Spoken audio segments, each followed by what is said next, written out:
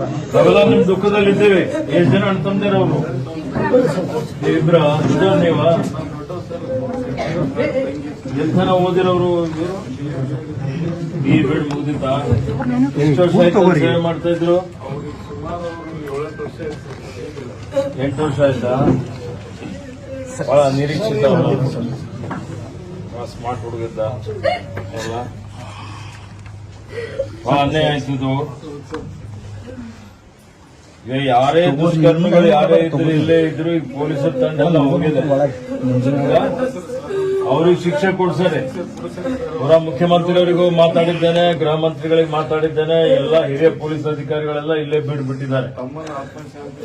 ಅದ್ರ ಸಿಗಂತ ವ್ಯವಸ್ಥೆ ಮಾಡೋಣ, ಕಠಿಣ ಶಿಕ್ಷೆ ಕೊಡೋಣ, ಅವರಿಗೆ ಇವತ್ತು ಗಲ್ಲು ಶಿಕ್ಷೆ ಆಗುವಂತ ರೀತಿಯಲ್ಲಿ ಮಾಡೋಣ. ಈ ಒಂದು ಪದ್ಧತಿ ನಮ್ಮಲ್ಲಿ ಬೀದರಲ್ಲಿ ಯಾವತ್ತೂ ನೋಡಿಲ್ಲ ನಾವು. ಬಹಳ ಆಘಾತಕಾರಿ ಪಾಪ. ಬಹಳ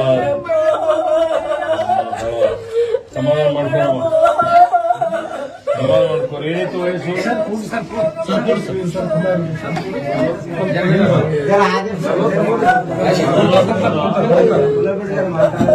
ಮದುವೆ ಆಗಿತ್ತಾ?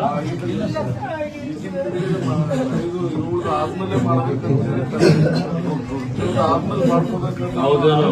ಸ್ವಲ್ಪ ಹಿಂದೆ ನೀವು ತಂಗಿನ ಎಂತನ ವಿದ್ಯಾಭ್ಯಾಸ ಮಾಡಿರಿ ನೀವು?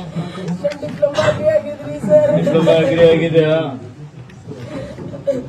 ಆಯ್ತಮ್ಮ, ಈಗ ನಿಮ್ ಪರಿವಾರಕ್ಕೊಂದು ಆಸರೆ ಮಾಡುವಂತ ರೀತಿಯಲ್ಲಿ ಏನೋ ಸರ್ಕಾರದ ವತಿಯಿಂದ ಮಾಡ್ತೇವೆ.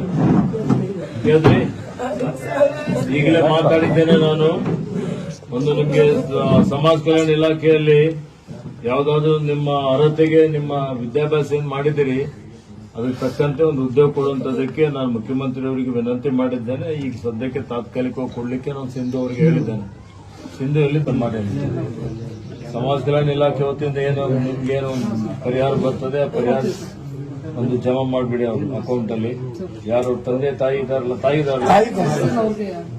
ತಾಯಿಯ ಖಾತೆಯಲ್ಲಿ ಜಮಾ ಮಾಡಿ.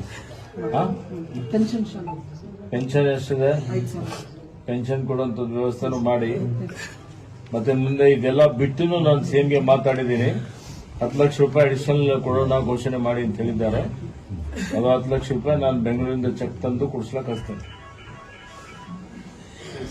ಯಾವ ವ್ಯವಸ್ಥೆ ಮಾಡಮ್ಮ, ನಾವು ಶಾಂತಿಗೆ, ನನ್ನ ಮಗನ ಆತ್ಮಕ್ಕೆ ಶಾಂತಿ ಸಿಗಲಿ.